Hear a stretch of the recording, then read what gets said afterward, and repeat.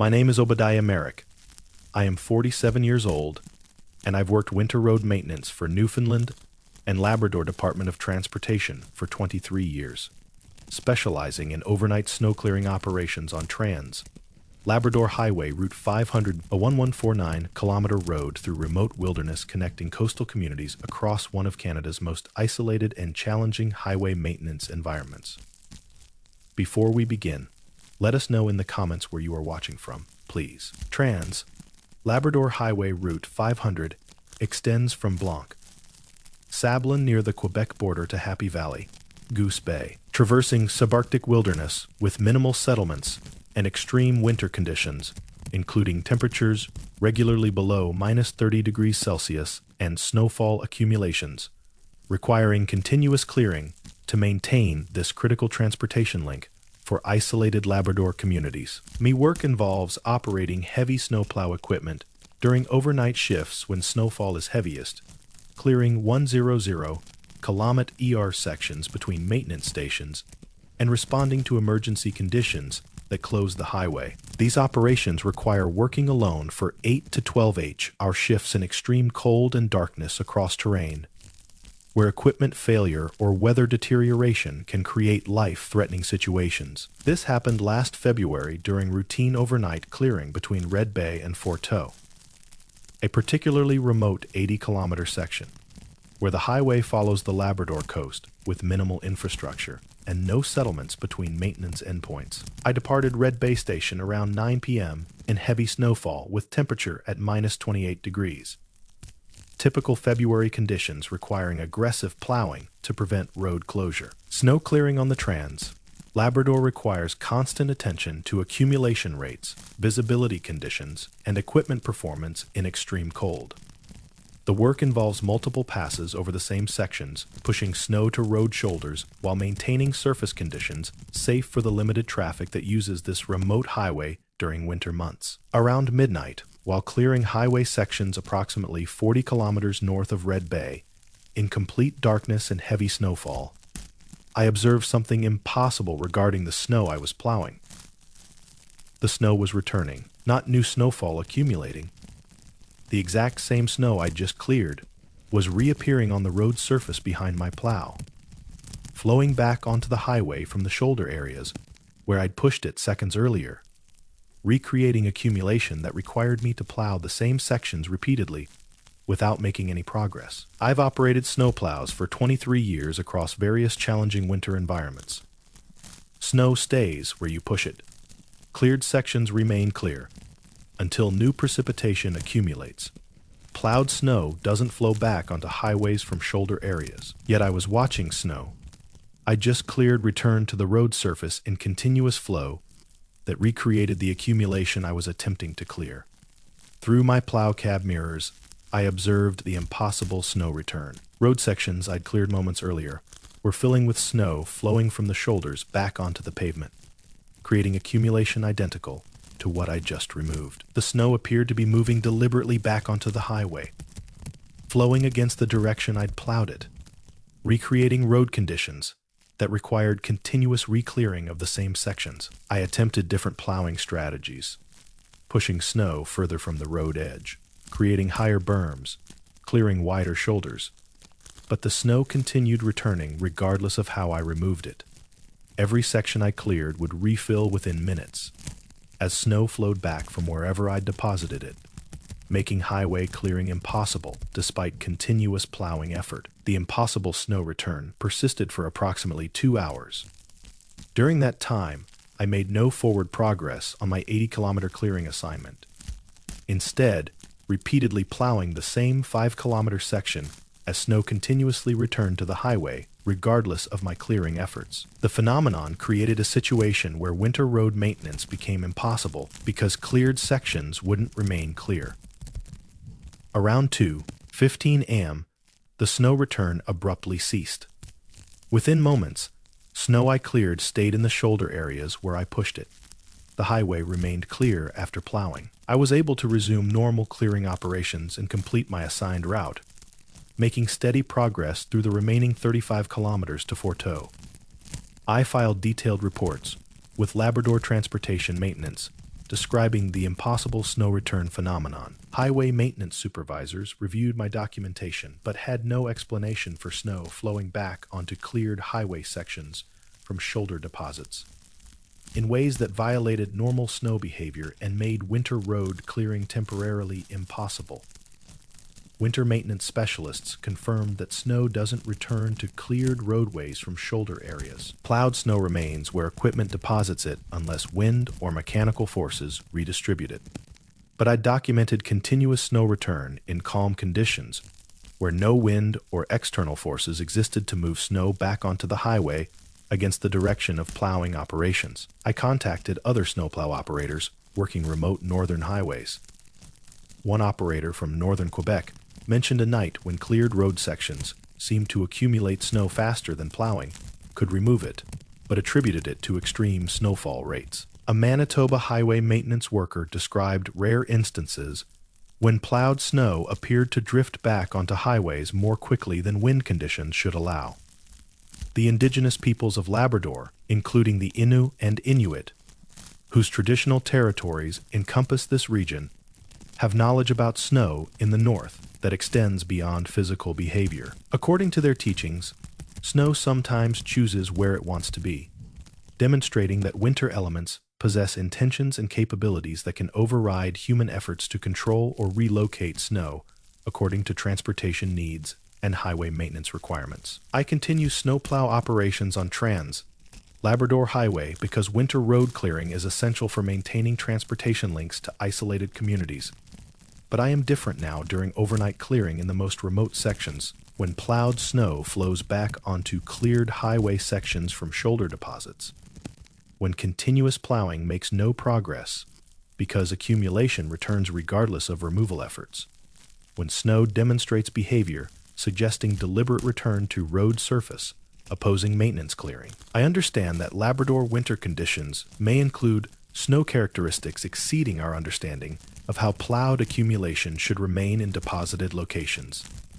That under specific conditions, snow can display movement capabilities, allowing it to return to cleared surfaces in ways that temporarily make winter highway maintenance impossible, despite continuous plowing effort, demonstrating that snow in extreme subarctic environments may possess behaviors that challenge assumptions about how plowed accumulation must remain stationary in shoulder areas, rather than flowing back onto roadways in ways that my two-hour experience documented. But that snow physics and winter road maintenance practices indicate should be impossible.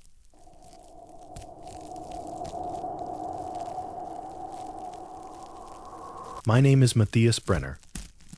I am 43 years old, and I've worked hydroelectric facility inspection for Nalcor Energy for 18 years, specializing in overnight infrastructure assessment at Churchill Falls Generating Station, one of the world's largest underground powerhouses, producing 5428 megawatts from a facility carved into bedrock 300 meters below ground in central Labrador. This happened last November during routine overnight inspection of the underground powerhouse cavern containing 11 generating units. Churchill Falls requires continuous infrastructure monitoring to ensure structural integrity of the massive underground excavation and proper operation of generating equipment in this remote facility that supplies electricity to Quebec and Labrador. Powerhouse inspection work involves systematic examination of the concrete structures, rock support systems, and generating equipment during overnight shifts when maintenance activities are minimal and when detailed observation can identify developing issues before they affect operations. These inspections require accessing various levels of the underground complex, including the turbine floor 300 meters below surface. I entered the underground facility around 10 p.m. through the main access tunnel, descending to the powerhouse cavern for scheduled inspection of Unit 7 and surrounding infrastructure. The powerhouse environment remains constant year-round temperature around 15 degrees Celsius, with high humidity and continuous sound from operating turbines, creating the familiar industrial atmosphere of this massive underground facility. Around midnight, while conducting inspection of concrete structures near Unit 7 on the turbine floor, I observed something impossible regarding the underground cavern and its spatial dimensions. The powerhouse was expanding, not structural movement from rock pressure. The entire underground cavern was growing larger, with walls moving outward and ceiling rising upward, increasing the facility's interior volume through impossible spatial expansion that occurred while I observed and measured. I've inspected underground powerhouses for 18 years. Excavated caverns don't expand. Rock walls and concrete structures are fixed by construction. Churchill Falls. Powerhouse dimensions were established when the facility was excavated in the 1960s and have remained constant for decades. Underground caverns don't spontaneously grow larger yet. I was watching the massive powerhouse cavern increase its interior volume through wall and ceiling movement that expanded the facility's dimensions. Using my inspection measuring tape, I documented the impossible expansion. Distance from Unit 7 to the east cavern wall measured 47 meters at midnight, matching facility drawings and previous inspection measurements. By 12:30 a.m., the same measurement showed 53 meters. The cavern had gained 6 meters of width through rock wall movement that expanded the underground space. The expansion continued for approximately 70 minutes. During that time, the powerhouse cavern grew from its original dimensions, established by 1960s excavation and confirmed by decades of survey measurements, to significantly larger volume with walls, ceiling, and floor all moving outward and upward to create additional interior space within the underground facility. Most unsettling was that the expansion affected the generating units. Equipment that had been positioned with specific clearances to cavern walls now had different spatial relationships to surrounding structures. Unit 7, which normally sits 12 meters from the south wall, was now 17 meters from that same wall, despite the generating unit itself not having moved. The wall had retreated 5 meters while the equipment remained in its fixed position. Around 1:15 a.m., the cavern expansion abruptly stopped. Within minutes, the powerhouse began contracting, returning to its original dimensions as walls and ceiling moved back to their established positions. By 1:30 a.m., all measurements matched facility drawings and previous inspection documentation. The cavern had returned to the exact dimensions recorded since construction. I filed comprehensive reports with Nalcor Energy describing the cavern expansion phenomenon. Facility engineers reviewed my documentation, but had no explanation for underground excavations displaying spatial expansion that increased powerhouse dimensions temporarily before returning to original volume. Structural engineers confirmed the powerhouse cavern doesn't have expansion capabilities. Rock excavations are permanent fixed spaces that can't grow larger or contract smaller. I contacted other hydroelectric facility inspectors working at underground powerhouses. One inspector from Quebec mentioned occasionally noticing that underground facilities seem spatially different during night shifts, but attributed it to lighting variations affecting depth perception. Another powerhouse engineer described rare instances when equipment clearances appeared inconsistent with facility drawings before measurements confirmed standard dimensions. The indigenous peoples of Labrador have traditional knowledge about underground spaces and rock that extends beyond engineering understanding. According to their teachings, caverns carved into living rock maintain connections to the earth that enable them to breathe and adjust their size, demonstrating that excavated spaces retain relationships to surrounding geology that allow temporary dimensional changes reflecting the Earth's ongoing life and movement beneath the surface. I continue facility inspection work at Churchill Falls because ensuring powerhouse structural integrity is essential for safe operations of this critical electricity generating station. But I am different now during overnight inspections deep underground, when excavated caverns display spatial expansion that increases interior dimensions. When rock walls and ceiling move outward and upward to enlarge underground facilities temporarily before contracting to original volume. When measurements document impossible dimensional changes in spaces that engineering principles teach should remain permanently fixed since excavation. I understand that Churchill Falls underground powerhouse may possess spatial characteristics exceeding our understanding of excavated caverns as static permanent voids. That under specific conditions, massive underground facilities can display expansion, contraction, capabilities suggesting connections to surrounding bedrock that enable temporary dimensional alterations, demonstrating through 70 minutes of documented spatial changes that underground excavations in Labrador bedrock may maintain relationships to living geology, allowing the powerhouse cavern to temporarily increase its volume in ways that challenge hydroelectric engineering assumptions about excavated spaces, remaining permanently fixed in dimensions established during 1960s construction, rather than possessing capabilities for expansion that my measurements confirmed, but that structural geology indicates should be impossible for completed underground excavations.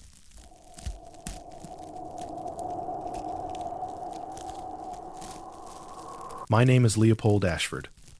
I am 41 years old, and I've worked industrial security for Vale mining operations for 16 years. Currently assigned as night watchman at Voisey's Bay Nickel Mine Camp, a remote facility in northern Labrador housing 400 workers at a major mining operation, requiring 24-hour security monitoring of camp infrastructure, equipment yards, and worker accommodations. This happened last March during routine overnight security patrol of the mine camp, located approximately 35 kilometers southwest of Nameless. Voisey's Bay represents one of the world's largest nickel deposits, with mining operations supporting a self-contained camp facility, providing housing, dining, recreation, and support services for workers on rotational schedules at this isolated location, accessible only by air and ice road during winter months. Security work involves hourly patrols of camp buildings, equipment areas, and perimeter fencing, monitoring for fire hazards, equipment issues, and any unusual conditions that might affect worker safety or facility security during overnight hours, when most camp residents are sleeping and when reduced staffing requires vigilant security presence. I began my overnight shift around 11 p.m., conducting initial patrol of the camp perimeter and main buildings. Weather showed clear conditions with temperature at minus 22 degrees. Typical March night in northern Labrador, with no wind and good visibility under moonlight illuminating the snow. Covered landscape surrounding the camp facility. Around 2 a.m., while conducting patrol through the equipment yard containing heavy mining machinery, I observed something impossible regarding the mining equipment and its physical state. The machines were assembling themselves, not maintenance work or human activity.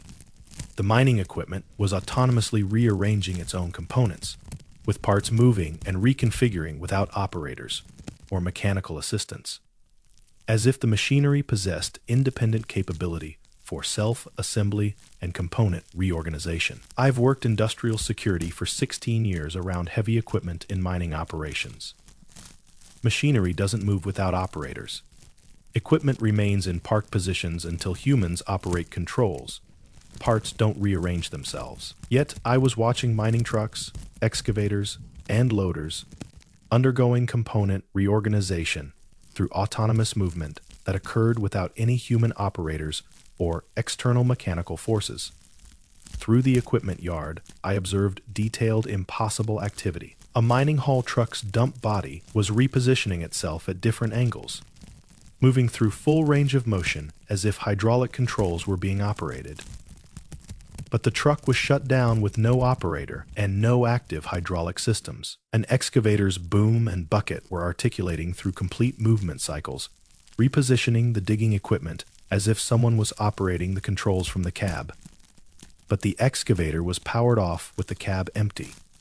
Most disturbing was watching equipment exchange components between machines. A loader's bucket, detached from its arms, moved across the equipment yard through the air without mechanical support, and attached itself to a different loader that had been positioned 20 meters away. The original loader then received a different bucket that arrived from another machine, creating component exchanges that occurred through autonomous movement without cranes, operators, or any mechanical systems that might enable such parts transfer.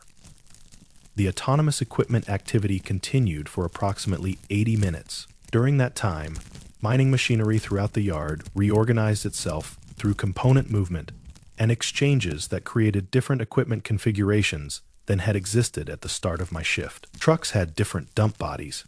Excavators had different bucket sizes. Loaders had different attachments.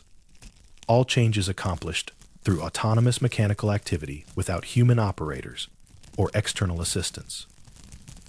Around 3:30 am, all equipment movement abruptly ceased. Within moments, the machinery returned to static parked positions with all components back in their original configurations. The equipment yard appeared exactly as it had at the beginning of my shift. Dump bodies were on correct trucks. Excavators had their original buckets. Loaders had standard attachments. The 80 minutes of autonomous reorganization had reversed completely. I filed detailed reports with Vale Security Management describing the autonomous equipment activity. Mine operations supervisors reviewed my documentation, but had no explanation for heavy machinery displaying independent movement and component exchange capabilities. Without operators or mechanical systems enabling such activity, mining engineers confirmed that equipment doesn't operate autonomously. Heavy machinery requires operators and active power systems to move or change configurations. Component exchanges require cranes and maintenance crews. Parts don't detach, move through air, and reattach to different machines through autonomous capability. Yet, my documentation described systematic equipment reorganization that occurred without any human activity or mechanical assistance.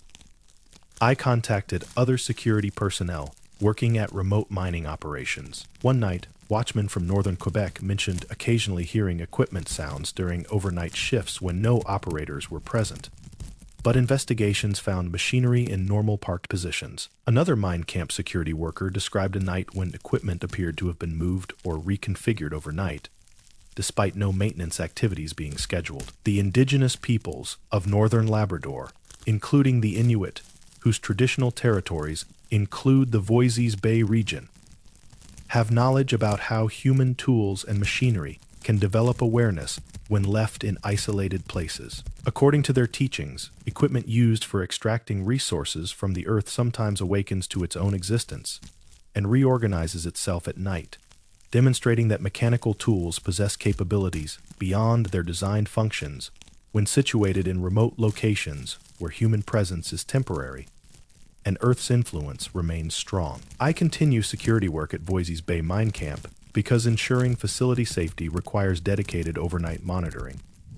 But I am different now during equipment yard patrols. When heavy mining machinery displays autonomous movement without operators, when equipment components exchange between machines through independent capability, when 80 minutes of self-directed mechanical reorganization demonstrates that industrial equipment in remote Labrador mining operations may possess characteristics exceeding designed mechanical functions. I understand that mining machinery at isolated northern facilities might develop autonomous capabilities, that under specific conditions, heavy equipment can display independent movement and self-assembly behaviors, suggesting that industrial machinery in extreme remote environments maintains connections or develops awareness, allowing autonomous operation without human operators or external mechanical systems, challenging assumptions that equipment remains purely mechanical without capabilities for independent activity that my overnight documentation confirmed, but that mechanical engineering principles indicate should be impossible for machinery designed to operate only under direct human control.